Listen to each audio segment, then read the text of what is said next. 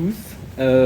Donc moi je m'appelle Hugues Forger, je suis donc médecin au départ généraliste de formation, puis j'ai fait une capacité de gériatrie et ça fait quelques années que je ne fais plus que de la gériatrie en maison de retraite et en ville, au centre municipal de santé à Fontenay-sous-Bois.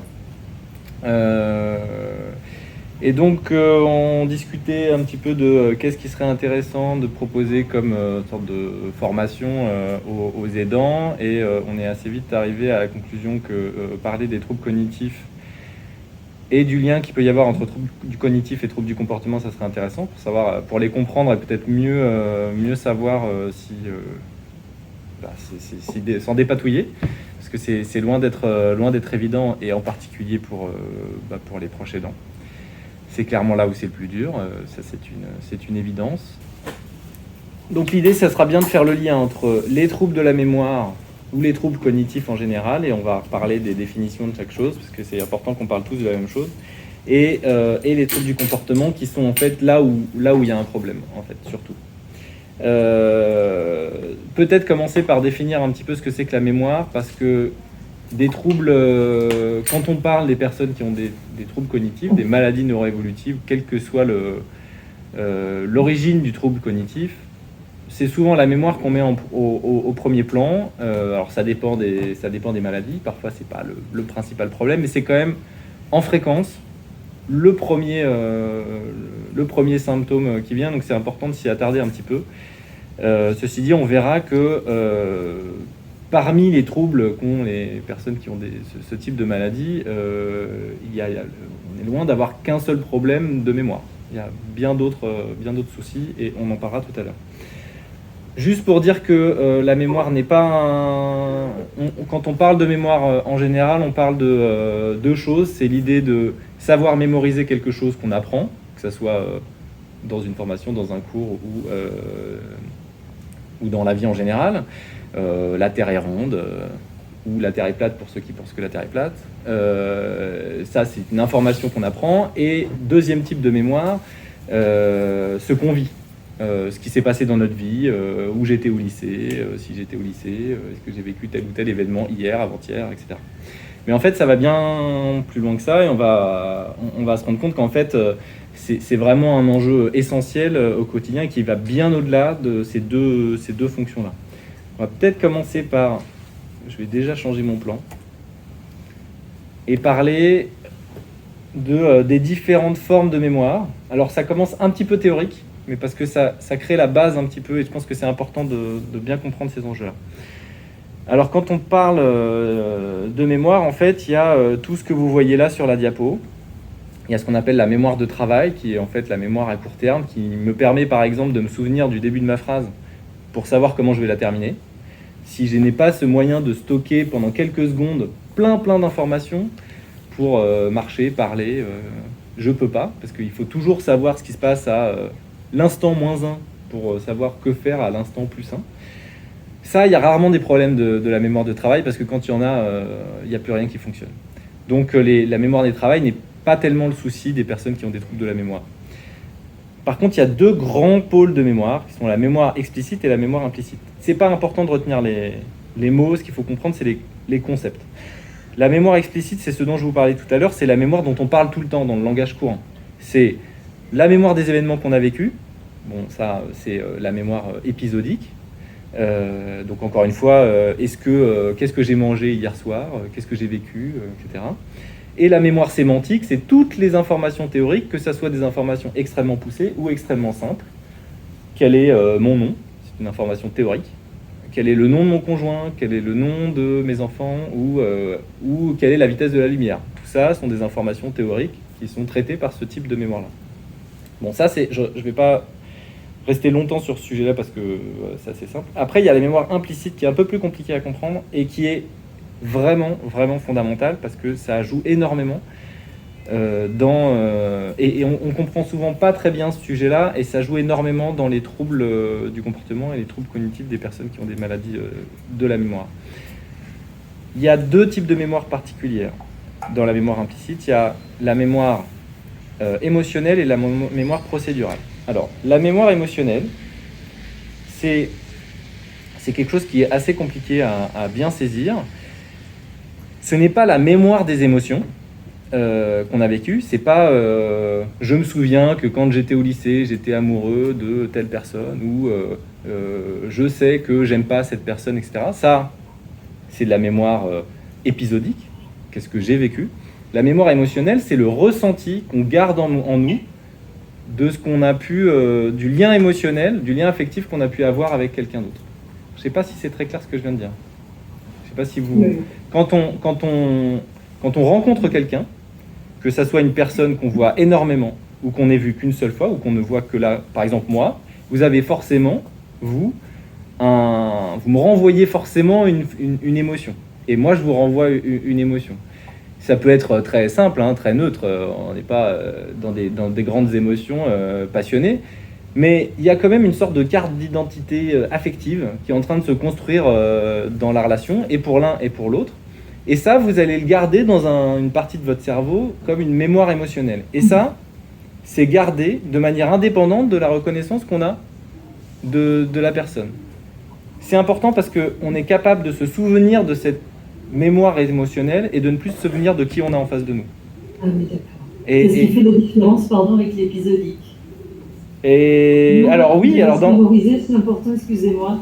Non, mais vous faites très très bien, très très bien de m'interrompre. C'est ce qui fait la différence avec la mémoire épisodique et la mémoire sémantique, c'est-à-dire que... L'épisodique, pardonnez-moi si j'ai bien compris, on va reconnaître la personne. L'épisodique, vous allez... Alors, soit le mari, soit pas... Il y a les deux, voilà. L'épisodique, vous allez reconnaître la fonction de la personne dans votre vie, que vous avez vécu avec cette personne-là. Les situations par rapport à nous. Voilà, les situations que vous avez vécues ensemble. Si c'est votre mari, par exemple, vous allez vous souvenir de tout ce que vous avez vécu avec votre mari.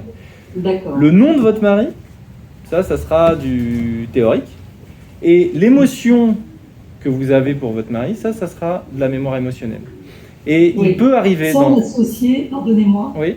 Sans l'associer nécessairement à cette émotion. Exactement. Alors, il se trouve que la mémoire émotionnelle, pour une raison que je ne saurais pas vous expliquer, se conserve en général dans les pathologies de la mémoire beaucoup mieux et beaucoup plus longtemps que la mémoire épisodique et que la mémoire sémantique. De telle manière qu'on peut tout à fait ne pas reconnaître théoriquement une personne, ne pas reconnaître épisodiquement une personne. Je ne reconnais plus mon fils, je ne reconnais plus mon conjoint, voilà. Mais le reconnaître malgré tout sur le plan émotionnel. C'est-à-dire que je ne sais pas qui c'est, mais quand même, il y a quelque chose dans mon comportement qui illustre le fait que cette personne-là, elle n'est pas pareille que quelqu'un de totalement inconnu. Et il y a des études qui montrent d'ailleurs que le comportement n'est pas le même quand on se retrouve face à un inconnu complet ou face à un proche dont on a oublié que c'était un proche. Est-ce que là, c'est plus clair pour vous? Oui. Juste, c'est possible de creuser par rapport à cette mémoire émotionnelle. Ça peut être n'importe quoi, donc l'associer, c'est le ressenti pur, mais ça peut être lié à des sens différents. Oui, alors la mémoire émotionnelle, elle vient de la traduction affective de l'interface qu'il y a entre nous et notre environnement. Et nous et notre environnement, ça passe par les sens. Donc oui, ça peut être médié par tous les sens, que ce soit une odeur, la vue. Oui, tout à fait. Après, je suis pas sûr que c'est... Enfin, à mon avis, ce dont vous voulez parler, c'est que peut-être que la mémoire émotionnelle, ce souvenir d'une émotion particulière peut être déclenché par certains stimuli sensoriels, comme une odeur. C'est le classique de la mémoire de la Madeleine de Proust. On ressent un goût, on ressent une odeur, et tout d'un coup, ça nous renvoie un souvenir. Et ce souvenir-là, il peut être un mélange de mémoire épisodique, de mémoire théorique, de mémoire émotionnelle. Et donc, mais finalement, le sensoriel, il ne va pas forcément jouer comme vraiment un élément de la mémoire en soi, mais comme je trouve pas, un indice, une sorte de déclencheur de retrouver cette mémoire. Ça nous permet de retrouver tout d'un coup le chemin d'un souvenir particulier qui peut être un souvenir très clair dans notre tête ou une sorte de vague émotion. Et donc effectivement, pour les personnes qui ont des gros troubles, alors il se trouve que classiquement, la mémoire émotionnelle étant quelque chose de très abstrait, y compris pour des personnes qui ont toute leur tête, quand on se souvient de quelque chose, en général, ce qui vient en premier, c'est le souvenir épisodique, parce que c'est ce qu'on peut raconter. L'émotion en elle-même, on ne sait pas toujours la décrire. Donc si je prends ma Madeleine et que je me souviens de mon enfance et de ma grand-mère qui me faisait... Alors, je me souviens plus trop de Proust, mais de toute façon... Pardon ? Sa tante, oui, c'est ça, c'est pas la grand-mère. C'est la tante qui lui fait du thé. Si j'ai ce souvenir-là, et que j'ai toutes mes capacités à me souvenir, je vais probablement d'abord raconter « Ah oui, ma tante me faisait du thé, etc. C'était sympa. » Et je ne vais pas forcément savoir mettre un mot sur l'émotion qu'il y a ça. Sauf quand je m'appelle Proust et que je suis capable d'écrire des centaines de pages sur le sujet. Mais chacun d'entre nous, c'est difficile ou alors il faut avoir une bonne connaissance de soi. Souvent, c'est difficile de ressentir et de savoir exprimer ses émotions. Et par contre, la personne qui a des gros troubles de la mémoire, et en particulier des gros troubles de la mémoire épisodique, il peut se retrouver à avoir la mémoire émotionnelle qui revient sans la mémoire épisodique, et tout d'un coup, la mémoire émotionnelle, elle devient au premier plan, en fait. Puisqu'il n'y a pas la mémoire épisodique qui vient structurer un petit peu la mémoire. Et donc parfois, il y a des poussées d'émotions qui surviennent, sans qu'on comprenne trop pourquoi. Et parfois, c'est parce que justement, il y a une petite Madeleine, on a senti, je sais pas, l'odeur d'une rose, de je sais pas quelle fleur, ou qui fait revenir une émotion. Mais sauf que elle n'est pas structurée pour la personne. Elle ne sait pas forcément dire pourquoi, d'où elle vient. Elle ne le rattache pas à un souvenir précis. Déjà, c'est compliqué pour comprendre pour la personne qui le vit. Alors pour les dents, c'est encore plus compliqué. Mais en tout cas, ça peut expliquer pourquoi il y a des fois des basculements d'émotions et sans qu'on sache vraiment d'où ça vient. Donc, le proche aidant, lui, il a parfois la clé. Tout d'un coup, il peut parfois se dire « Mais ça y est, je comprends pourquoi il est... Parce que je sais que à cette période-là de l'année, il y a beaucoup de choses qui le ramènent à quelque chose qu'il a vécu de difficile et donc il y a plus de stress, plus d'inquiétude, plus de tristesse. Tout ça, ça peut arriver. » Pour un soignant, c'est déjà beaucoup plus difficile parce que la connaissance de la personne est beaucoup moins fine. La dernière mémoire dont je voulais vous parler, qui est aussi une mémoire très importante, c'est ce qu'on appelle la mémoire procédurale. La mémoire procédurale, c'est la mémoire des gestes complexes. Alors, complexe ne veut pas forcément dire très élaboré.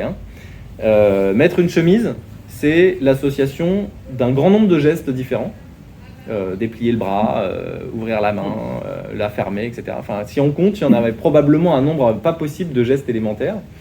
Rien que le fait d'ouvrir la main est déjà une procédure en soi. Le bébé le fait pas si facilement que ça au début, il a besoin de l'apprendre. Il faut mettre en jeu un nombre de muscles pas possible pour ouvrir une main quand il faut, comme il faut, pour attraper quelque chose. Donc mettre une chemise, c'est particulièrement compliqué. Écrire, encore davantage. Prendre sa douche, n'en parlons pas. Et conduire, alors là, on commence à arriver dans des enjeux vraiment complexes. Tout ça, c'est des procédures. Les procédures, c'est quelque chose qui s'apprend et qui s'apprend en longtemps. Un enfant, ça met longtemps à apprendre à marcher. Ça met beaucoup plus qu'un an. Un enfant ne marche pas bien avant au moins 4 ans.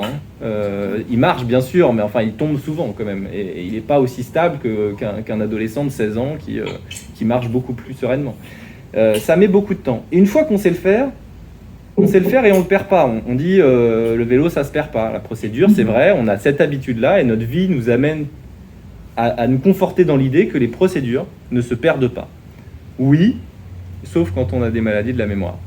Et c'est là où ça pose problème. C'est qu'on n'est tellement pas habitué au fait de ne plus être capable de faire quelque chose qu'on a appris, qu'on a du mal à comprendre que peut-être sur certaines situations, le problème, c'est pas de savoir si la personne se souvient ou pas de tel ou tel épisode de sa vie, mais peut-être que là, le problème, c'est qu'il ne sait plus comment faire pour se doucher, pour dessiner, pour conduire. Et c'est tellement pas évident dans notre esprit, on n'arrive tellement pas spontanément à cette conclusion qu'on a tendance à se dire que la personne, elle n'a pas envie de le faire. Elle laisse un peu tomber, elle reste, elle est apathique, elle bouge pas, etc. Alors, des fois c'est ça, des fois il y a de la dépression, des fois il y a de la tristesse, et il y a une perte d'élan, d'envie, etc. Des fois c'est juste que la personne, elle sait plus faire.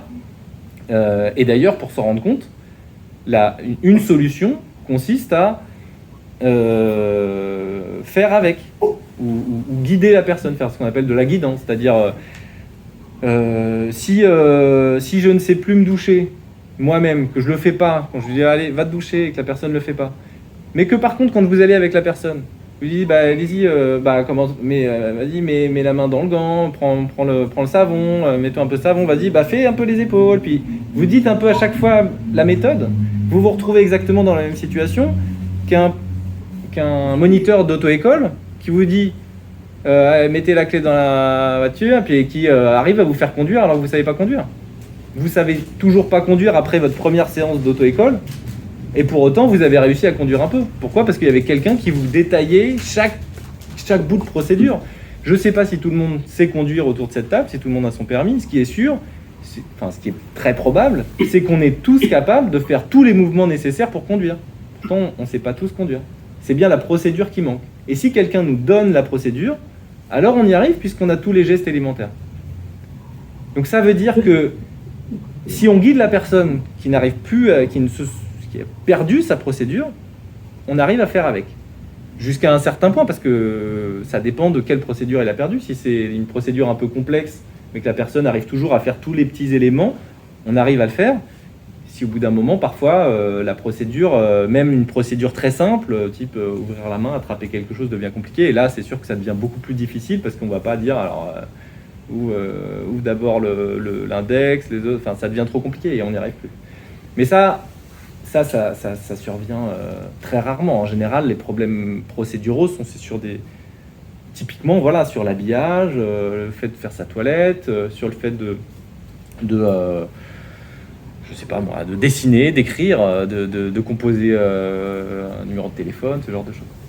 Question, excusez-moi Oui. encore. Lire, c'est quoi ? Lire, c'est... Lire même sans comprendre, c'est-à-dire lire un mot sans nécessairement le comprendre ou lire les lettres, c'est procédural. Oui, il y a de la procédure dans la lecture, c'est clair. D'ailleurs, ça s'apprend en beaucoup de temps. Maintenant, ça met en jeu un nombre de fonctions cognitives très important, la lecture. Parce que, oui, l'aspect purement lire sans comprendre automatiquement, oui, probablement, c'est beaucoup de la procédure. Sincèrement, je ne saurais pas vous dire quelle chose, mais oui, en tout cas, il y a du procédural dans la lecture, ça c'est sûr. Mais dans tout, déboucher une bouteille, c'est de la procédure. Enfin, dans énormément de choses, voilà.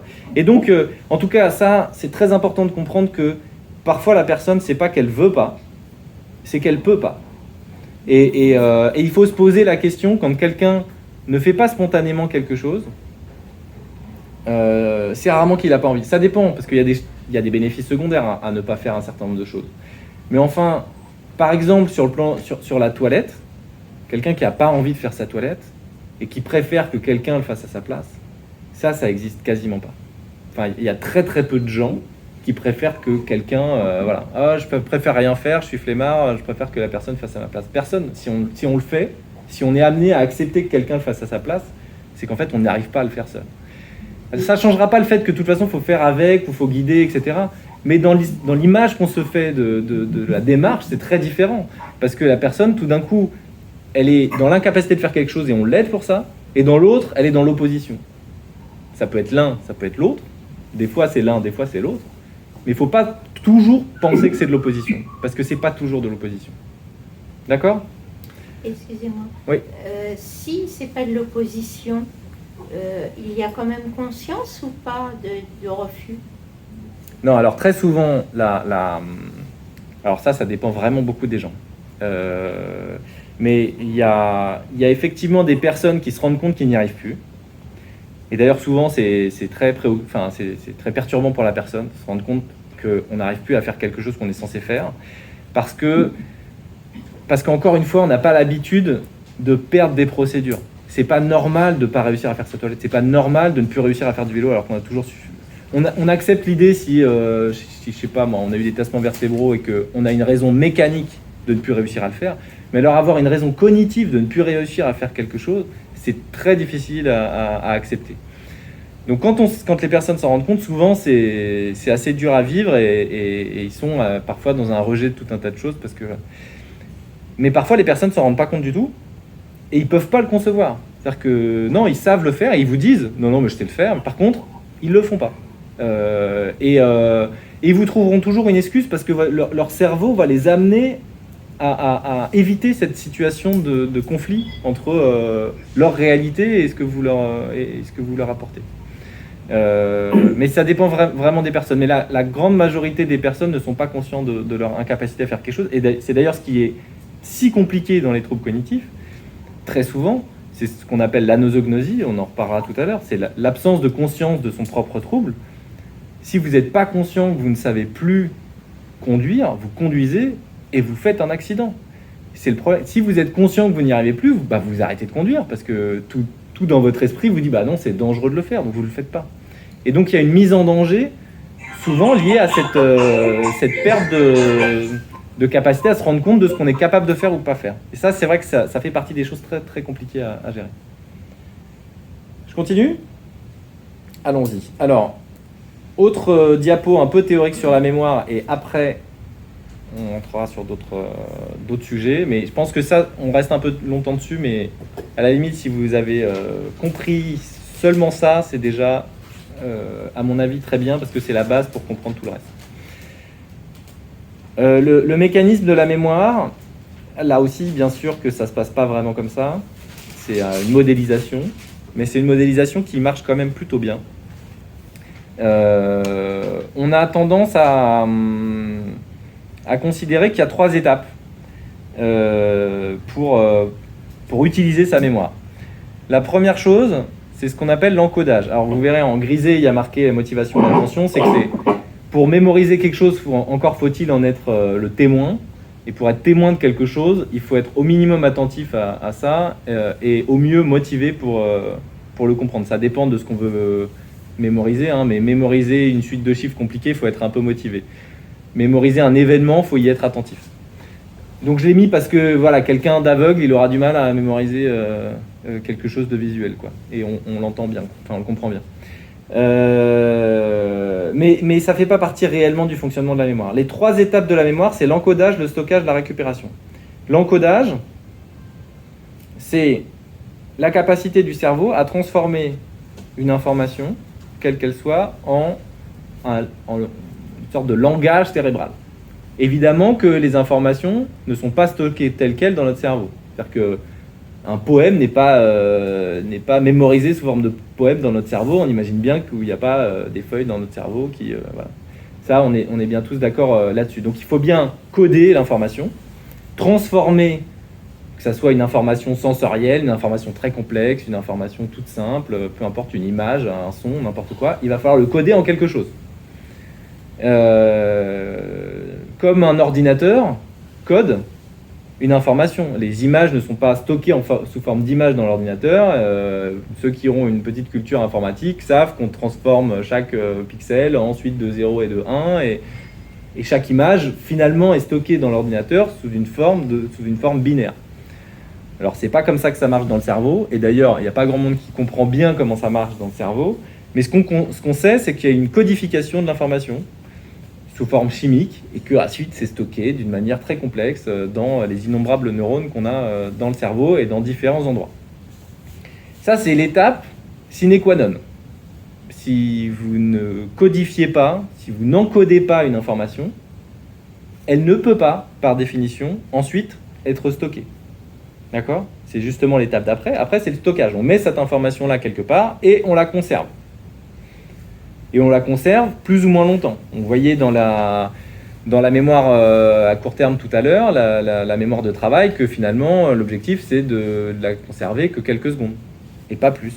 Quand vous êtes au téléphone, quelqu'un vous donne un numéro de téléphone, vous n'avez pas de quoi écrire, dites 06, 01, machin, un truc, vous le répétez en boucle, en vous disant, vous raccrochez, vous composez vite le numéro derrière, vous vous en souvenez à ce moment-là, mais si 30 secondes après, je vous le redemande, vous l'avez perdu. Parce que vous avez stocké l'information pour un très court instant. Il y a des choses qu'on stocke de manière très courte, des choses qu'on stocke de manière beaucoup plus de manière beaucoup plus pérenne. Ça dépend de quelle information, quelle volonté on a de stocker cette information-là, et comment on s'y prend aussi. Et enfin, il y a la récupération. Il ne s'agit pas seulement de stocker, il s'agit ensuite de savoir récupérer une information. On a tous cette expérience de savoir quelque chose, de savoir qu'on le sait, et de... Je me souviens plus comment il s'appelle. Je l'ai sur le bout de la langue, là. Je sais que je l'ai. Il est quelque part. Voilà, ça, c'est un problème de récupération. Le stockage, il est là. D'ailleurs, on finit en général par retrouver l'information, donc c'est bien qu'elle était encore stockée. Mais on ne trouve plus le chemin pour Bien sûr, c'est pas un chemin, mais enfin, dans l'idée, ça aide à comprendre. On trouve plus le chemin d'accès à l'information. Et donc, on ne la trouve pas, cette information. Donc, il faut bien ces 3 étapes. D'abord, encoder, ensuite, stocker, et enfin, récupérer. Si on n'a pas ces 3 étapes-là, on ne trouve pas le souvenir, on ne trouve pas l'information qu'on a mémorisée. Je peux encore poser une question, mais allez-y. J'ai remarqué plusieurs reprises, que ce soit à mon niveau ou au niveau d'autres personnes, que quand on... Alors c'est peut-être avec l'âge, j'en sais rien, mais quand on cherche à récupérer l'info, parfois, effectivement, on ne la trouve pas. Et quand on s'en libère, c'est-à-dire quand on prend du recul et qu'on n'y pense même plus, ça revient d'un seul coup. Ouais. Vous sauriez expliquer Pas du tout. Non, je ne sais pas du tout vous expliquer pourquoi. Ça m'a toujours surpris. Mais peut-être que quelqu'un saurait le dire. Je ne sais pas si quelqu'un a la réponse à ça. Moi, je ne sais pas vous dire en tout cas. Pardon ? J'ai remarqué très fréquemment. Non, mais c'est sûr. D'ailleurs, beaucoup de personnes le disent et j'en fais l'expérience aussi. Je ne sais pas vous dire. Je sais pas vous dire pourquoi. Mais par contre, je sais vous dire une chose qui est très très importante là-dedans. Oui. C'est que les personnes qui n'ont pas de maladie de la mémoire particulière, ils n'ont pour seul trouble que des troubles de la récupération. C'est-à-dire que alors je ne sais pas si quelqu'un d'entre nous a des troubles de la mémoire, mais probablement qu'il y en a peu. Donc la majorité d'entre nous, si on a parfois des difficultés de mémorisation, c'est des difficultés de récupération. Oui, tout à fait. Et pas le reste. C'est-à-dire qu'on peut avoir des difficultés pour stocker très longtemps quelque chose de très compliqué. Il y a des gens dont ça devient quasiment le métier d'essayer de mémoriser une suite de chiffres très compliqués qui gagnent quasiment leur vie là-dedans. Mais en dehors de des logiques extrêmes, normalement une information, quand on la stocke, elle reste. Et elle reste suffisamment. Et vous n'êtes probablement pas capable de me dire ce que vous avez mangé. Là, si je vous pose la question, je vous demande qu'est-ce que vous avez mangé depuis une semaine ? Probablement qu'aucun d'entre nous n'est capable de vous sortir la liste. Pour autant, si j'ai la liste et que je vous la donne, vous êtes capable de me dire si c'est vrai ou non. C'est-à-dire que l'information, elle est dans votre cerveau. Vous n'êtes pas capable de la ressortir facilement, mais si je vous dis que vous avez mangé des huîtres il y a 2 semaines, vous savez me dire si c'est vrai ou pas. D'accord. Donc c'est que l'information, vous l'avez. Donc le problème, c'est bien de la récupération. Et ça, c'est très très important, parce que ça donne de la cohérence à notre vie. Alors, je vais rentrer dans un des trucs qui est le plus important à comprendre de cette conférence. On va parler après de différents types de troubles, des maladies de la mémoire. Parlons de la maladie d'Alzheimer, qui est la majorité des maladies de la mémoire, enfin qui représente la majorité, et de la quasi-totalité des autres problèmes. Est-ce que vous savez où est le problème de mémoire ? Où se situe, dans quel mécanisme se situe le problème de mémoire des personnes qui ont une maladie d'Alzheimer, par exemple ? L'hippocampe ou le cerveau ? Alors ça, c'est la localisation l'organe qui effectivement est impacté. Mais si on prend dans l'encodage, le stockage et la récupération, est-ce que vous avez une idée de où est-ce que ça ne marche pas ? L'encodage et le stockage. Alors, c'est pas le stockage, mais c'est bien l'encodage. Et ça, c'est fondamental à comprendre. Parce qu'en fait, c'est pas un problème de récupération et c'est pas un problème de stockage. Le problème survient avant. C'est-à-dire que le problème de la maladie d'Alzheimer, c'est pas d'oublier les choses. On n'arrête pas de dire il a oublié. Il n'a pas oublié. Le problème, c'est qu'il n'a pas mémorisé. Il n'a même pas mémorisé. Et ça fait une grosse différence. Je vous prends l'exemple, alors je le ressors à chaque fois, ce genre d'exemple, mais ça nous est tous arrivé d'avoir une super idée de dire tiens, je vais ranger tel papier dans tel endroit, c'est super intelligent, je le mets dans ce tiroir-là, c'est beaucoup mieux qu'avant, il traînait là depuis un moment. Je pense qu'on a tous vécu ce moment-là. Et puis le lendemain, on ne sait plus où on l'a mis. Et ça peut prendre une semaine ou 2 de le retrouver. Il y a un moment où on va retomber dessus parce qu'on ouvre le tiroir et on retombe sur le papier. Ce jour-là, on retrouve 2 choses. On retrouve le papier, mais on retrouve aussi une autre chose. On retrouve le souvenir de l'avoir mis là. Tout d'un coup, se dit « Ah putain, c'est vrai, je l'avais mis là et j'avais oublié ça. » Et ça, c'est très, très, très, très, très important. Parce que ça crée une cohérence dans notre vie. On se souvient qu'on l'a mis là, nous-mêmes, qu'on a eu la bêtise de le mettre là. On se souvient aussi qu'on l'a oublié. Et au moment où on le retrouve, bah, tout prend sens. Mais si vous avez un problème d'encodage, au moment où vous posez votre papier dans le tiroir, vous ne le mémorisez pas. Donc vous ne le stockez pas. Donc vous ne pouvez pas le récupérer. Donc 2 semaines après, quand vous retrouvez votre papier dans le tiroir, à quelle conclusion vous arrivez? Vous vous dites pas « Ah mais oui, c'est vrai, c'est moi qui l'avais mis là, j'ai eu la bêtise de le mettre dans le tiroir, j'aurais dû le laisser à sa place habituelle. » Vous vous dites « Pardon, quelle est cette personne stupide, pour éviter d'être trop vulgaire, qui a mis cette feuille ici? Ça peut pas être vous. Vous n'avez aucun souvenir de l'avoir mis là. Aucun. Toute votre vie, vous avez été habitué, parce que quand vous oubliez quelque chose, le jour où vous le retrouvez, vous retrouvez la mémoire. Donc si un jour, vous ne retrouvez pas cette mémoire au moment où vous retrouvez l'objet, ça veut dire que c'est quelqu'un d'autre qui l'a mis là. C'est sûr. Si ça vous arrive, vous allez arriver à cette conclusion-là. Or, qui d'autre que vous-même a pu mettre cette feuille dans ce tiroir? Bah, la seule personne qui est avec vous. C'est-à-dire votre aidant, votre femme, votre époux, votre fils, votre soignante, cette pauvre femme de ménage qui vient et qui se fait traiter de voleuse et de menteuse et tout ce qu'on veut, parce que ça ne peut pas être la personne elle-même. Elle n'en a pas la mémoire. Et de manière cohérente, il est logique d'arriver à cette conclusion que c'est forcément l'autre qui vient régulièrement. C'est logique d'accuser cette personne. Si ça vous arrive, vous arriverez vous aussi à cette conclusion. Je veux dire que si vous trouvez un jour un objet dans un endroit où vous ne l'avez pas mis, ou en tout cas dont vous ne vous souvenez pas de l'avoir mis quelque part, vous arriverez à la conclusion que quelqu'un d'autre, vraisemblablement, l'a mis là. Si ça vous arrive une fois, bon, vous direz, oh, bah, je sais pas. Si ça vous arrive tout le temps, vous allez finir par arriver à la conclusion qu'il y a quelqu'un qui prend un malin plaisir à déplacer vos affaires. Et cette personne, d'une certaine manière, elle vous veut un peu du mal, parce que c'est pénible quand même, ça. Et ça c'est facile sur un bout de papier, mais dites-vous bien que ça arrive sur quasiment, enfin pas sur tout bien sûr, parce qu'encore une fois, on n'est pas sur un truc noir ou blanc. Les personnes qui ont une maladie d'Alzheimer ont un problème d'encodage, ça ne veut pas dire qu'ils encodent rien. C'est-à-dire qu'il y a des choses qu'ils n'encodent pas. En tout cas, ça arrive souvent qu'ils n'encodent pas, mais ça ne veut pas dire qu'ils encodent jamais. Donc ça n'arrive pas sur tout, mais régulièrement, tous les jours, il y a des trucs qu'ils n'encodent pas, et donc tous les jours, ils sont confrontés potentiellement à ce genre de situation. Que ça soit pour un bout de papier ou pour n'importe quoi. Et donc, ils sont confrontés très souvent à une sorte de conflit de réalité entre la réalité, on est tous d'accord enfin plus ou moins, mais d'une certaine réalité.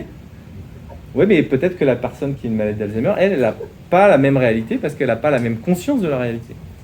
Et on ne peut pas lui en vouloir pour ça. Et on ne peut pas la convaincre non plus. Parce que essayer de la convaincre que c'est elle qui a mis son papier là, c'est exactement la même chose que si moi j'essaye de vous convaincre que hier soir, tous ensemble, là, que ce soit les personnes qui sont en visio ou les personnes qui sont devant moi, on a tous été mangés au japonais d'à côté. Je vous assure que c'est vrai. Je vous jure que c'est vrai, on l'a tous fait. C'est impossible que vous me croyiez. Je peux franchement argumenter pendant 5 heures. Je suis sûr que vous arriverez à la conclusion que je dis n'importe quoi. Parce que vous dites, non mais hier je sais très bien où j'étais et j'étais pas au japonais et encore moins avec vous. C'est logique que vous arriviez à cette conclusion-là. Et bah, dites-vous bien que le malade d'Alzheimer à qui vous essayez de convaincre que c'est lui qui a posé la feuille dans le tiroir, il est exactement dans la même situation. Donc il ne vous croira pas, c'est même pas la peine d'y penser. Et donc il y a 2 options. Si on est plusieurs. Si on est 2, bon, a priori, la personne qui essaye de convaincre l'autre de quelque chose qui ne s'est pas passé pour l'autre, c'est un menteur. Peut-être un fou. Avec un peu de chance, c'est un fou, l'autre se dit, bon, il n'a pas toute sa tête, celui-là, c'est pas grave. C'est pas lui le fou, c'est vous le fou. Si vous êtes plusieurs, et que tout le monde est d'accord, si mettons, je prends vous qui êtes juste devant moi, on discute de cette histoire de japonais, vous êtes convaincu qu'on n'était pas ensemble au japonais hier, vous êtes convaincu que tout le monde est d'accord avec vous, et puis tout d'un coup, il y a l'autre qui dit, bah si, effectivement, on était au japonais. Et puis tout le monde commence à raconter des histoires sur ce japonais. Ben là, c'est un petit peu préoccupant parce que vous allez vous dire, il y a deux options. Si je suis seul à être sûr que j'étais pas au japonais et que tout le monde me dit que j'y étais, il y a deux options. Soit je suis en train de perdre la boule, soit il y a un complot contre moi. Et tout le monde essaye de me mentir et essaye de me manipuler.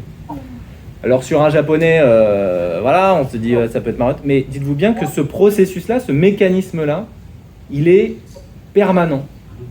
Parce que le conflit de réalité est permanent dans la vie de quelqu'un qui a une maladie d'Alzheimer. Et il se trouve soit avec l'inquiétude d'être malade, sans en être lui-même conscient, soit avec l'inquiétude d'être manipulé ou que quelqu'un lui ment. Et il y a une perte de confiance très très forte dans la réalité et dans l'entourage qui, lui, a l'air d'être très sûr de la réalité. Ça, c'est vraiment un des enjeux cruciaux pour comprendre ensuite tous les autres troubles du comportement qu'il y a, parce qu'il y a une bonne grosse partie des troubles du comportement qui sont liés à ça. À ces enjeux-là, hein, ces histoires de les différents types de mémoire dont on a parlé tout à l'heure et le mécanisme de la mémoire. Vraiment, hein, on peut souvent résumer le problème à ça. Est-ce que ça vous semble clair? Très bien. J'ai une question. Oui. Est-ce qu'il est nécessaire de rétablir la vérité pour la personne atteinte de troubles dit n'importe quoi, ou est-ce qu'on approuve? Je vous donne un exemple précis. Ma mère en ce moment me dit souvent: ah ben faut que tu me ramènes parce que papa et maman vont s'inquiéter. Ouais. Voilà. Et je sais pas si il faudra peut-être qu'on fasse une autre conférence. Hein. Parce que je suis pas sûr qu'on va arriver parce que c'est prévu dans le diaporama cette question-là précisément. Mais je sais pas si on va y arriver. Mais concrètement, si je peux vous répondre en 2 mots, ça dépend. Dites-vous bien qu'il y a beaucoup de situations dans lesquelles c'est pas la peine d'essayer, encore une fois, c'est pas la peine que j'essaye de vous convaincre qu'on était au japonais hier. Vous êtes persuadé que c'est pas vrai, moi je sais que c'est vrai, mais vous pensez que c'est pas vrai. Et je n'arriverai pas à vous convaincre qu'on a été tous au japonais hier. Donc c'est pas la peine. Plus vous allez forcer, plus vous allez insister sur le conflit de réalité qu'il y a entre vous et moi, ou vous et la personne malade. Ça peut amener à des blocages. Et ça amène régulièrement à des blocages. Donc ça vaut pas le coup. Il y a des techniques dont j'espère qu'on aura le temps d'évoquer, pour essayer de se sortir de ce genre de situation. On a tendance à considérer, enfin moi en tout cas j'ai tendance à considérer, mais je suis pas seul à penser, qu'il faut pas lutter contre des problèmes de réalité si ce problème n'impacte pas, ne génère pas une souffrance terrible ou un danger imminent. Typiquement, il y a des personnes qui ont des hallucinations, par exemple. Et moi, je connais un certain nombre de patients qui m'ont dit régulièrement, bah là, il y a un chat là, qui est là, je sais pas ce qu'il fait. Est-ce que ça vaut le coup de se battre pour dire qu'il n'y a pas de chat? Franchement, je sais pas. Enfin, si, je sais, je pense que non. Maintenant, j'ai une autre patiente dont je me rappellerai toujours, qui avait elle aussi des hallucinations, et qui en général voyait un enfant devant sa porte, et puis un jour, les hallucinations étaient beaucoup plus compliquées, et que je me suis pas trop embêté avec cette histoire d'enfant, enfin on en a discuté, mais voilà, pas plus que ça. Puis un jour, elle voyait des guêpes qui essayaient de lui manger le cou. Voilà, là, faut faire quelque chose quand même, parce que c'est quand même extrêmement anxiogène de vivre ça. Et donc je sais pas si vous pouvez ça dépend des situations, mais là c'est une image, vous n'allez pas pouvoir la convaincre forcément, en tout cas va falloir traiter et trouver une solution pour que cette fausse réalité là on l'arrête, parce qu'elle est trop dangereuse, elle est trop douloureuse, elle fait trop peur, voilà. Donc il y a des choses sur lesquelles il faut lutter et il faut essayer de se donner les moyens pour lutter, et il y a des choses sur lesquelles c'est pas la peine. Après, des fois, la bonne solution n'est pas de lutter. Alors pour une hallucination, va peut-être falloir mettre un traitement. Pour une fausse idée, des fois, il ne faut pas lutter, il faut changer d'axe, il faut divertir la personne, il faut repartir sur un autre sujet. Ou alors, il faut valider les choses. Ça fait partie des techniques dont on pourra parler. Vous pouvez, par exemple, il y a le cas de... vous savez, la personne, elle s'habille, elle prend sa sacoche et elle part au boulot. C'est un classique ça, enfin je sais pas si certains d'entre vous ont vécu ça, mais ça arrive régulièrement, ce genre de choses. Vous pouvez essayer de convaincre la personne que c'est fini, elle est à la retraite et qu'elle travaille plus depuis 10 ans. Vous pouvez aussi dire ah oui, c'est bien, tu vas retrouver des personnes et puis commencer à discuter un petit peu et tu as envie de revoir telle personne, ah oui, et puis commencer à discuter petit à petit, à mener la discussion non pas vers aller au boulot et savoir s'il faut ou pas aller au boulot, mais vers par exemple la relation que la personne avait avec telle ou telle personne, etc. Et puis petit à petit amener que c'était sympa, on avait fait tel truc, etc. Et amener le côté passé petit à petit dans la discussion. Et il y a de fortes chances que la personne se laisse guider parce que elle n'est pas non plus convaincue forcément des choses et si vous lui apportez quelque chose de réel, peut-être qu'elle va y aller, s'engouffrer dans ce que vous êtes en train de raconter et accepter l'idée que oui, c'est vrai, c'était sympa, on avait fait ça. Et puis peut-être vous allez sortir de cette idée de vouloir aller bosser, quoi. Et vous réglez le problème sans forcément dire non mais en fait c'est fini, tu bosses plus. Faut pas se fixer là-dessus, il faut essayer de déplacer le truc. Mais c'est très compliqué, hein. Faut avoir une sacrée... d'abord, faut être à l'aise et faut pas vivre difficilement ce moment-là. Et souvent, c'est un des enjeux les plus... Alors, c'est déjà difficile pour un soignant professionnel. Alors, pour un aidant, la difficulté, souvent, c'est confronté à une situation comme ça. On est un peu pris au trip de se dire... ça y est, c'est encore une nouvelle crise, ou c'est encore, il perd encore un petit peu les boules, etc. Émotionnellement, c'est très dur, donc en fait, on a envie de se défendre un peu de ça, et donc c'est difficile d'être très à l'aise et de partir sur l'humour ou sur des histoires sympas, etc. Franchement, là, c'est petit à petit, on y arrive des fois, mais il faut faire un sacré travail sur soi, parce qu'en fait, souvent, ce qui pêche, c'est ça, c'est le fait qu'on soit crispé d'anxiété à ce moment-là. Et c'est là où ça bloque souvent. Mais bon, je pense vraiment qu'il va falloir qu'on fasse une seconde conférence. Tout à fait. Avec plaisir. Est-ce que la personne en face, elle ressemble encore nos émotions à nous? Alors oui, et même... Moi je pense encore plus fort. Ça doit dépendre certainement des gens, il ne faut pas faire de généralité, mais souvent, c'est très clairement. Et on va en parler probablement bientôt. Je vais en reparler dans peu de temps. Ça.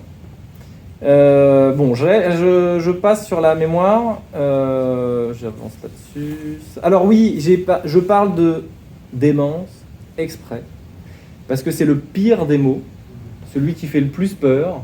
Et je me dis que si certains d'entre vous ne l'ont pas entendu, il vaut mieux qu'ils l'entendent maintenant ici qu'à l'hôpital un jour.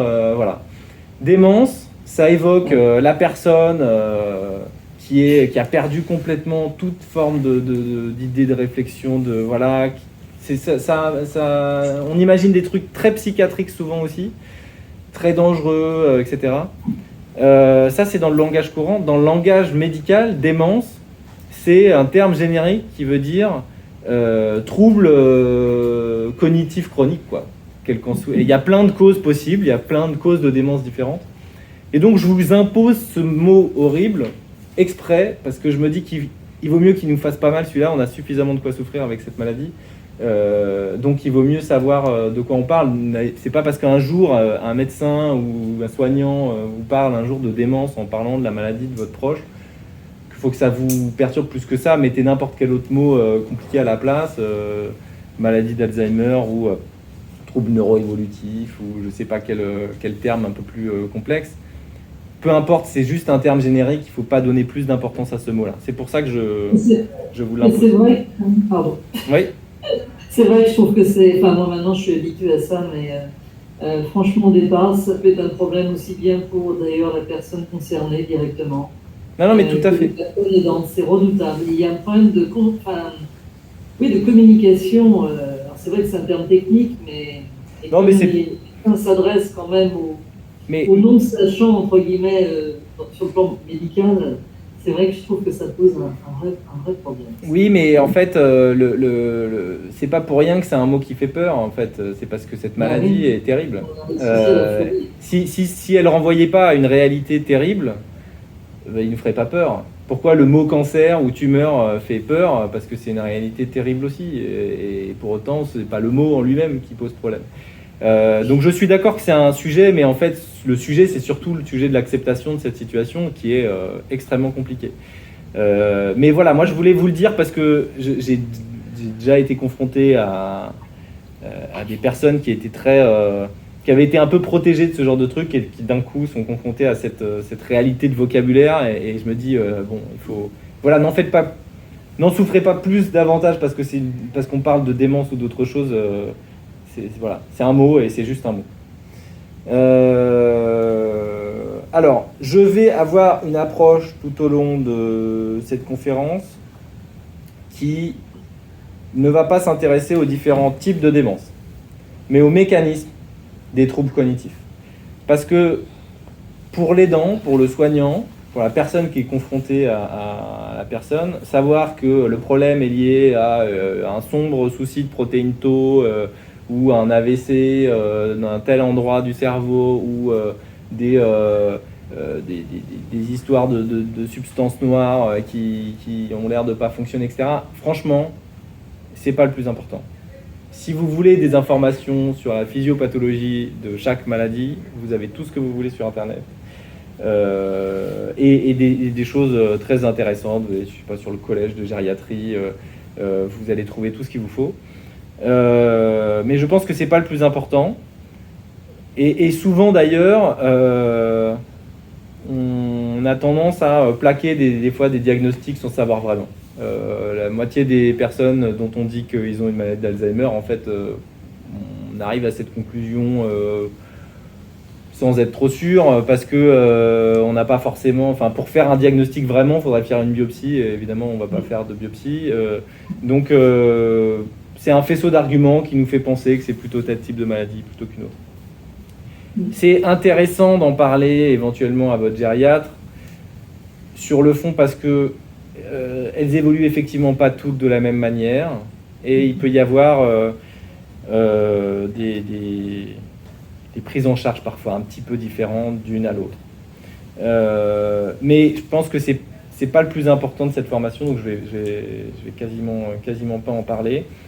Et la plupart des personnes, à mon avis, quel que soit le stade de la maladie et quelle que soit la maladie, ce qu'il faut réussir, c'est s'attacher à comprendre qu'est-ce qui se passe dans ce cerveau quel est le mécanisme du trouble pour qu'on ait ce comportement-là. Et cette logique-là, elle est la même pour toutes les maladies cognitives.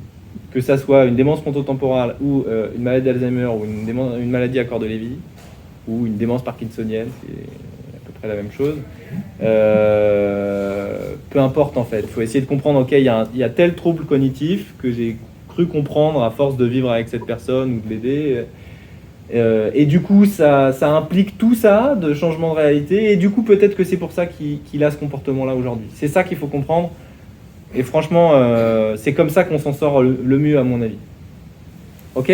Donc je passe là-dessus, et voilà, je pense que c'est pas l'important. Là aussi, je passe. Juste quand même, un petit mot sur... parce qu'on a parlé beaucoup de mémoire. Il y a d'autres troubles cognitifs. Alors oui, je précise, peut-être le mot cognitif, il n'est peut-être pas clair pour tout le monde, j'en parle depuis tout à l'heure. Je n'ai pas vérifié. La cognition, si on veut, c'est l'ensemble des fonctions intellectuelles, quoi, si vous voulez. C'est les fonctions supérieures, ce qui nous permet de calculer, de juger une situation comme dangereuse, bonne, mauvaise, etc. Ce qui nous permet de mémoriser, de s'orienter, de comprendre. Voilà. Tout ça, c'est le cognitif. Donc c'est un nombre de fonctions pas possible. Il y en a énormément si on voulait discerner un petit peu. Voilà. Et donc quand on a des maladies qui touchent le cognitif, on a un certain nombre de symptômes. Donc on a les troubles de la mémoire, on en a déjà parlé. La mémoire à court terme, en général, davantage que la mémoire à long terme. Peut-être que vous l'avez déjà compris. Pourquoi est-ce qu'on se souvient aussi bien de ce qu'on a fait quand on était au collège et aussi peu de ce qu'on a fait hier ? Parce que je vous disais tout à l'heure, le problème dans la maladie d'Alzheimer, en tout cas, c'est un problème d'encodage. Donc, ce que j'ai vécu pendant l'enfance, je l'ai bien encodé. Et comme j'ai pas de problème de stockage et de récupération, et ben, c'est toujours là. Et je suis quand même toujours capable de vous parler de ce que j'ai fait pendant mon enfance. Par contre, ce que j'ai vécu hier, ça, j'ai peut-être du mal à l'encoder, et donc c'est plus difficile. C'est pour ça que la mémoire à court terme, elle est plus impactée que la mémoire à long terme. Je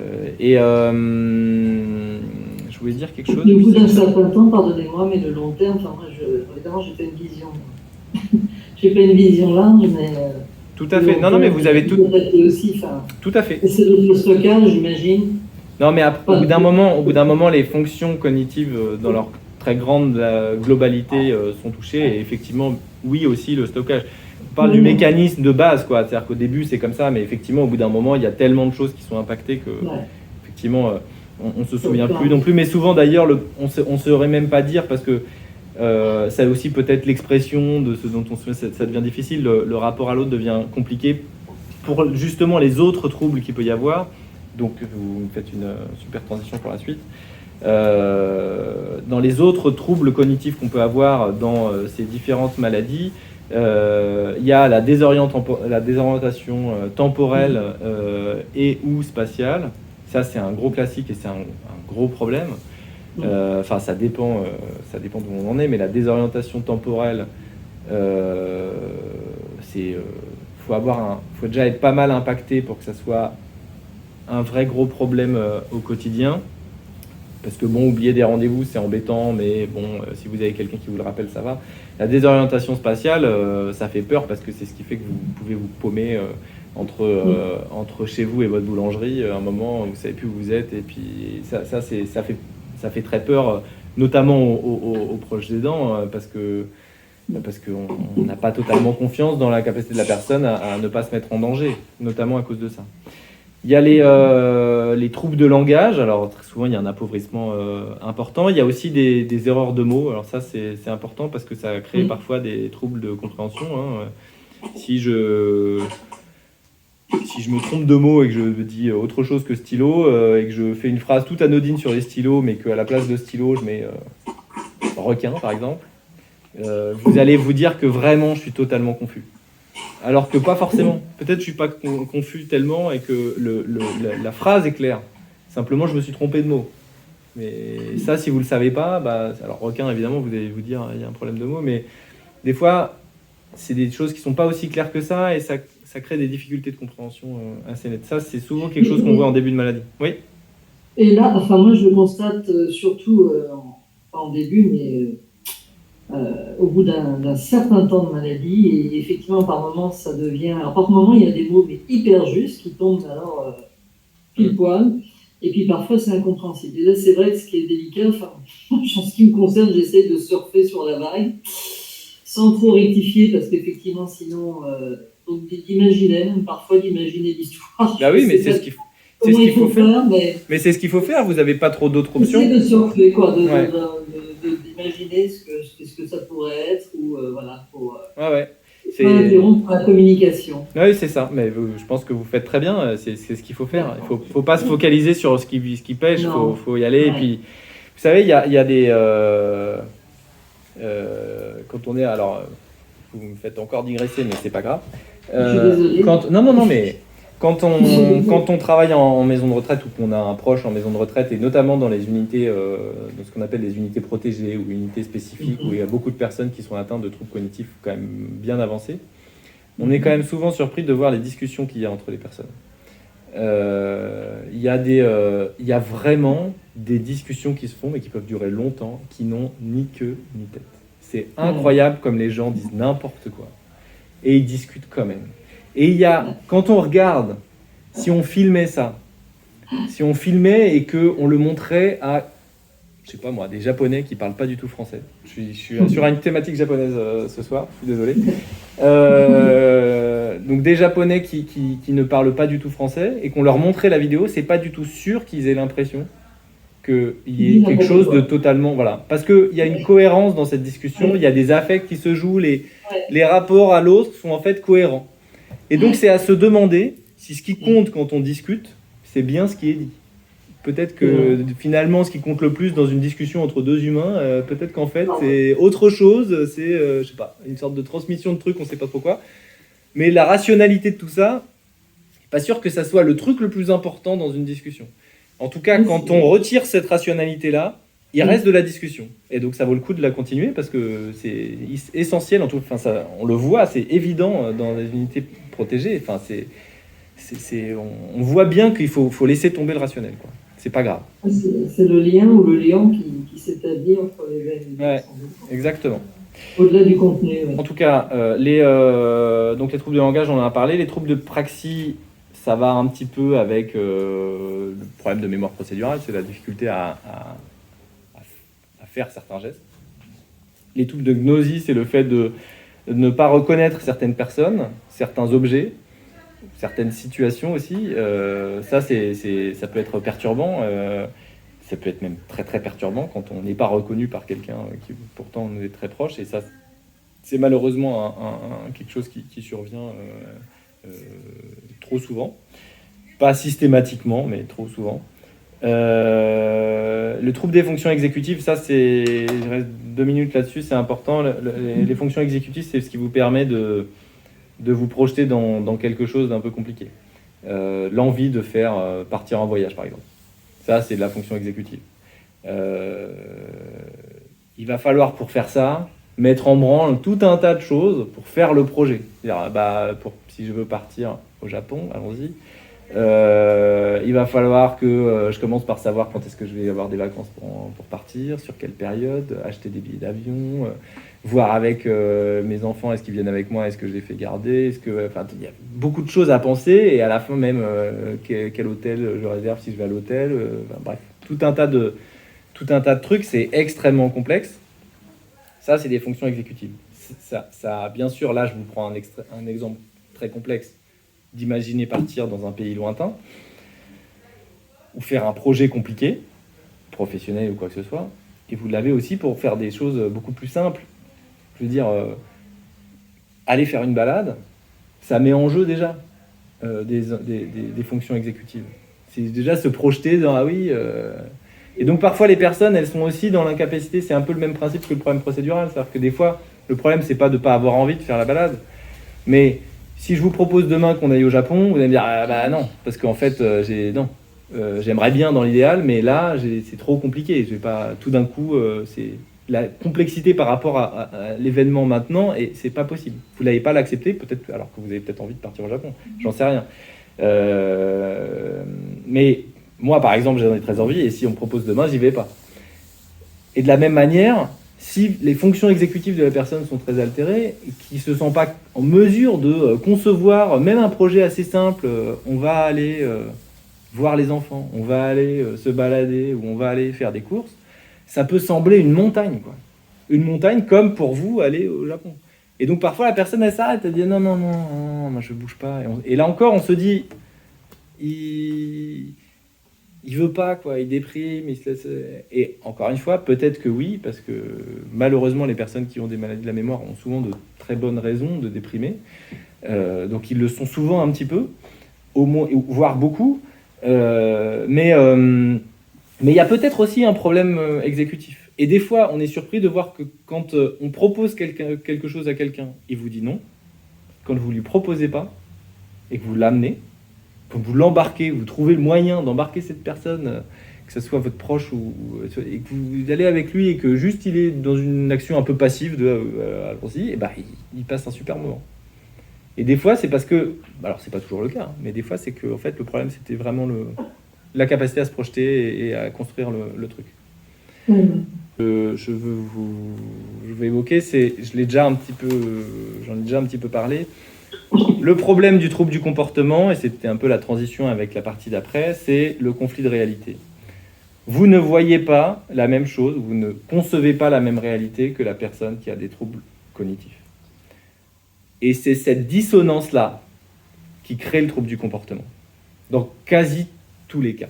Il y a quelques troubles du comportement qui sont purement liés à la maladie en elle-même. Il y a des troubles du langage, par exemple, des personnes qui se mettent à crier comme ça spontanément de manière très automatisée, et ça, c'est pas forcément un trouble du comportement lié à une anxiété ou quelque chose, ça peut être quelque chose qui survient comme ça. C'est assez rare. La grande majorité des cas, le trouble du comportement, c'est que ça colle pas, quoi. Vous vivez pas la même chose.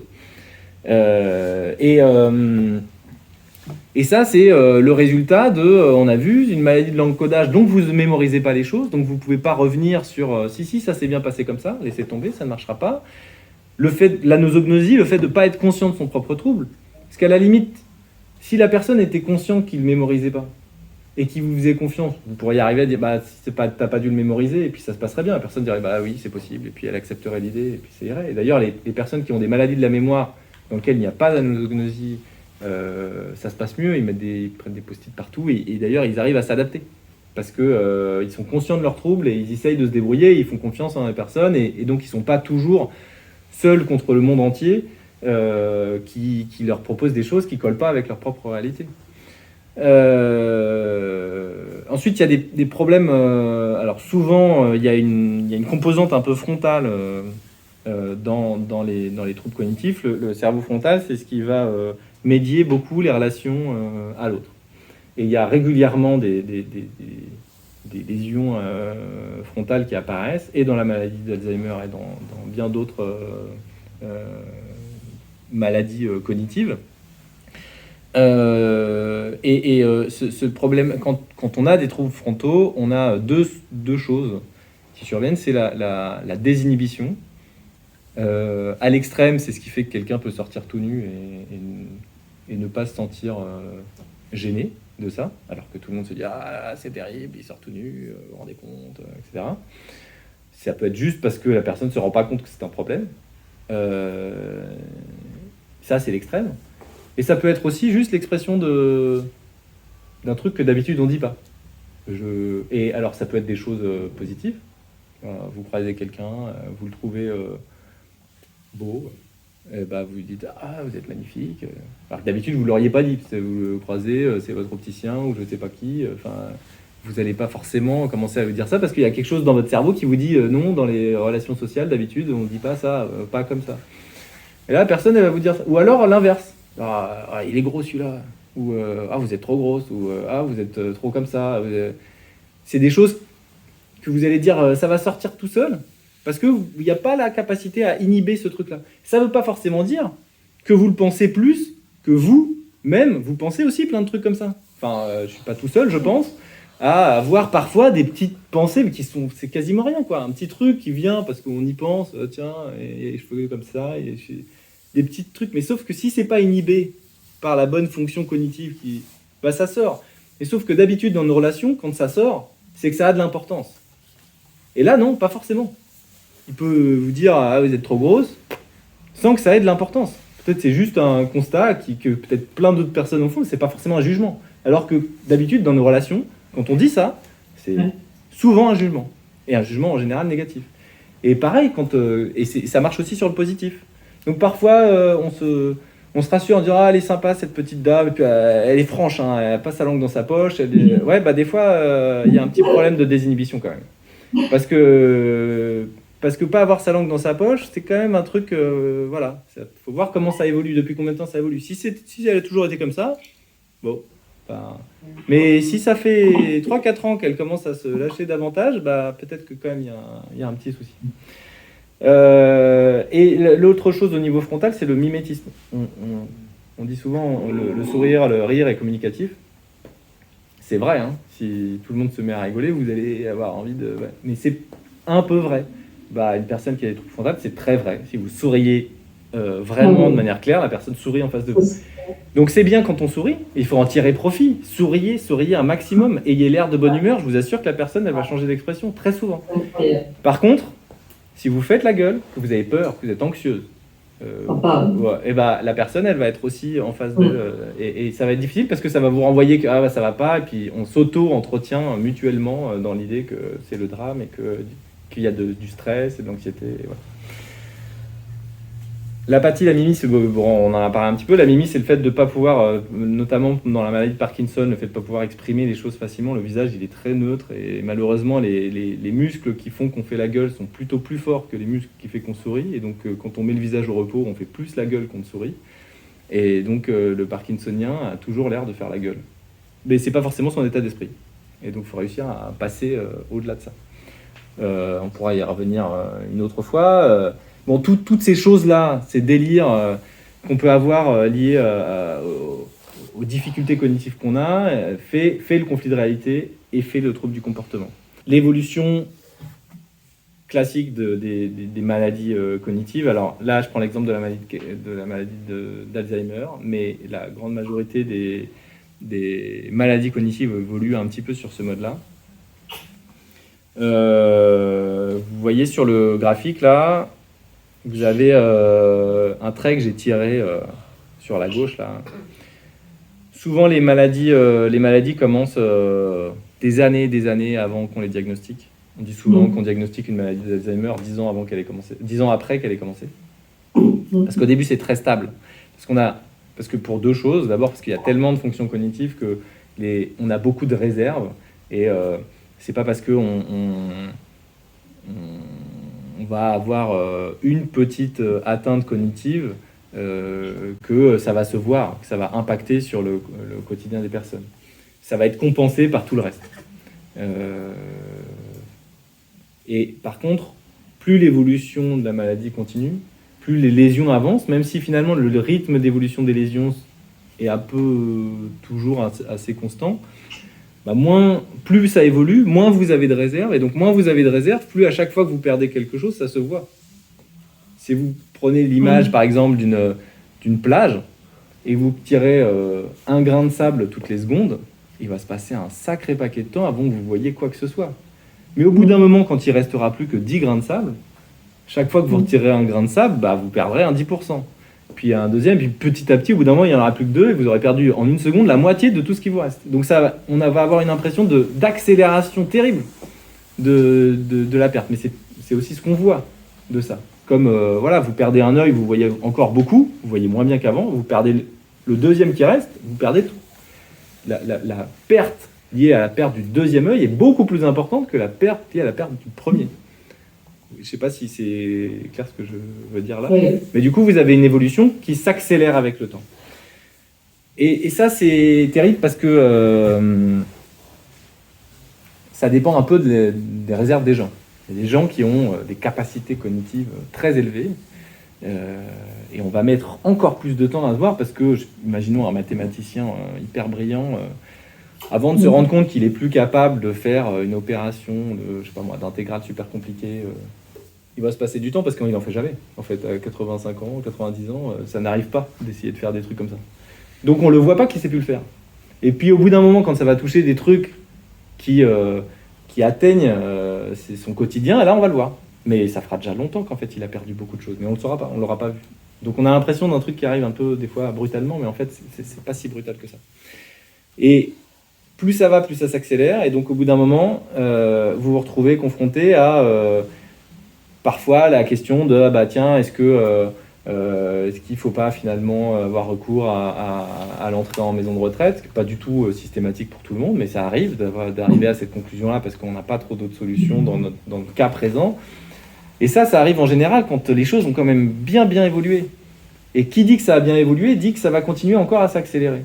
Donc vous rentrez en maison de retraite et ça va encore moins bien. Et vous dites quand même, ils sont sacrément mauvais dans cette maison de retraite parce que chez moi, c'était déjà difficile, mais il était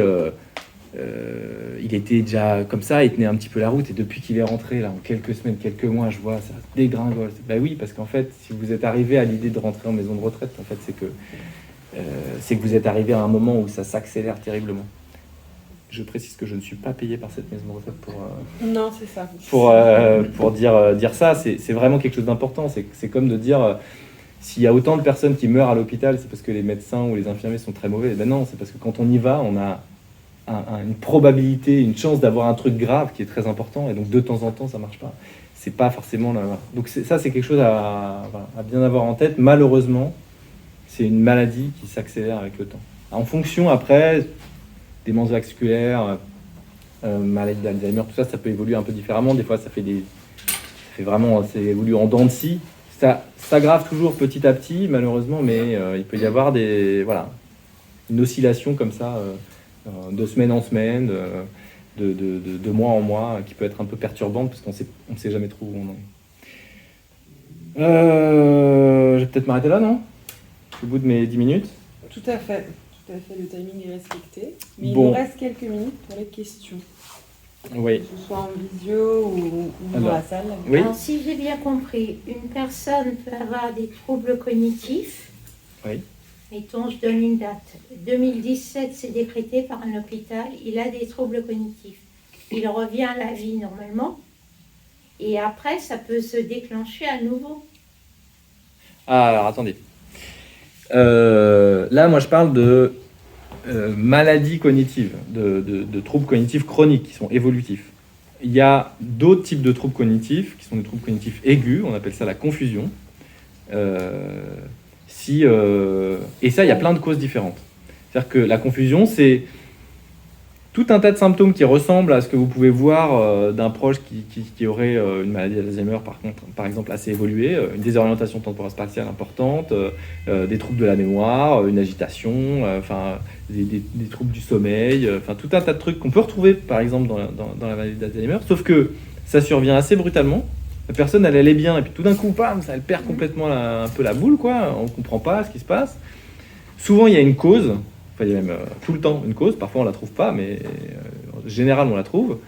Cette cause, elle peut être médicamenteuse. Ça peut être mal toléré à un médicament. Ça peut être un AVC. Ça peut être plein de choses. Une rétention aiguë d'urine, de la constipation, une douleur. Il y a vraiment tout un tas de causes possibles à ça. Et quand on retire cette cause-là, la personne s'améliore. Et elle s'améliore et elle reprend son état d'avant. Et ça, c'est vrai qu'on ait des troubles cognitifs déjà avant ou pas. C'est-à-dire que si vous n'avez pas de troubles cognitifs, vous avez le droit de faire...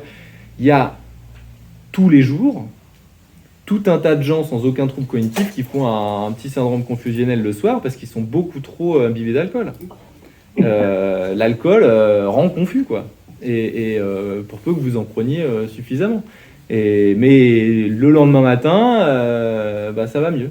Enfin, plus ou moins après, mais au bout d'un moment, en tout cas, ça va mieux et ils reprennent leur capacité cognitive. Mais si vous demandez, si vous mesurez les capacités cognitives de quelqu'un à 3h du mat qui a pris un nombre de verres pas possible d'alcool, vous dites quand même il y a des troubles cognitifs par rapport à d'habitude. Mais c'est résolutif parce que c'est lié à l'alcool. Si vous retirez l'alcool, ça va mieux. Donc ça dépend vraiment de la cause. Si c'est un AVC, par exemple, vous pouvez avoir un syndrome confusionnel. Vous pouvez récupérer beaucoup, mais peut-être qu'il y aura une partie que vous récupérez ça pas et vous voyez pas forcément, parce que c'est pas forcément évident ce que vous perdez. Les séquelles sont pas forcément claires. Ça dépend de l'endroit de l'AVC, ça dépend de tout un tas de paramètres.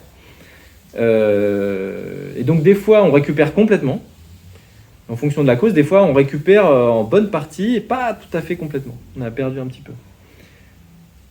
Et puis des fois ça témoigne d'une fragilité. C'est-à-dire que la personne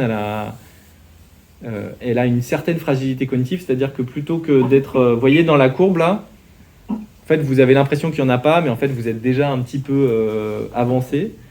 Et là, effectivement, vous mettez un médicament et vous avez une sensibilité à faire un syndrome confusionnel plus grand.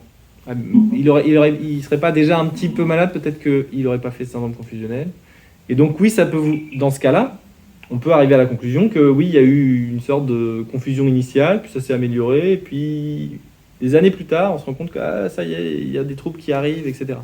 Mais ça, c'est pas du tout une certitude. Hein. C'est pas parce qu'on a fait un syndrome confusionnel un jour qu'on va faire une maladie d'Alzheimer derrière. Hein. Ça, c'est... Peut-être qu'il y a des éléments pour savoir pour chaque personne, peut-être faire des IRM, des tests, etc. Mais en tout cas, un syndrome confusionnel n'est pas forcément le mode d'entrée dans la maladie. Ça peut arriver que ça soit le cas, mais c'est pas du tout une certitude.